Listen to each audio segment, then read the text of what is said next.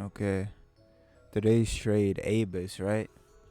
I had about a 817 average. Remember, I had like 100 shares around each level. So like 803, 100 shares, 810 plus. I added another 300 shares and then squeezed a little bit to like close to 820. And I added another 100 shares for a total of 500 shares. But today's video, it's not really about a trade. I just want to touch up on, how to deal with slow days, especially when you're not like fucking trading a six-figure account, at least yet. When you're doing small account challenges, you want to be extremely picky on what kind of tickers you touch, and you want to be going for only A plus setups. You don't want to be fucking trading anything that's moving. Like, I've had people tell me, man, I over trade a lot, and I never had that issue. I've had an under trading issue, like where I would see a setup that's really nice, but I wouldn't take it. I would hesitate. That's what the issue I had. But what is it like? As I gotten more confident trading, like when I see my setups, I go for them. I don't hesitate. I just take them, and I know my stop. I know what I'm trying to make on the stock, and then when I reach that area of profit, I usually take my money, right?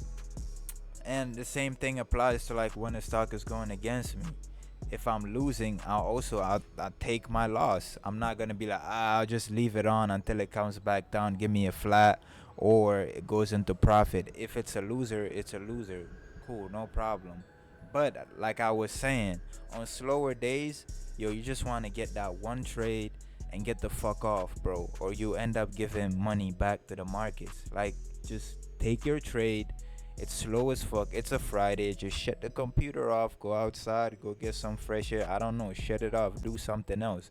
Go play video games. Just don't sit around looking at the market. Because usually when you sit around, you try to convince yourself there's a trade in something that is not a trade. And you'll probably end up giving back your gains on that week.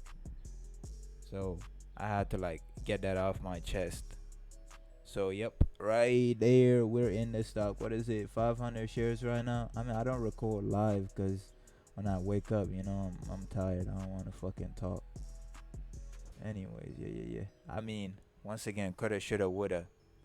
If I was a little bit more patient, coulda realized around what, like 150, 160 ish. But I just took it off for $111 on a trade. Stocks like this, it's not a small cap stock. I looked at the float and it was like 60 million. So it's like a mid to large cap kind of area, and it's very like liquid. Like if you're watching that level 2 tape, you could see like how quickly like it would dip. Like a dip is like when the stock goes down really quick and it gets bought up very fast.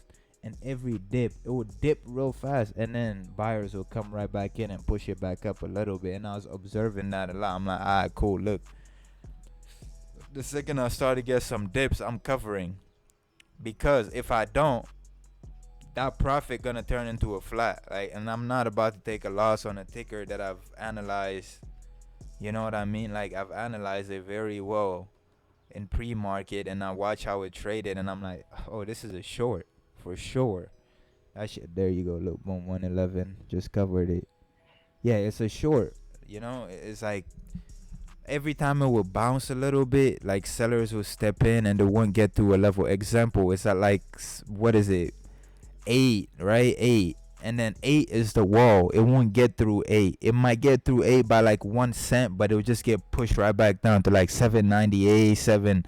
It will never like squeeze past 8.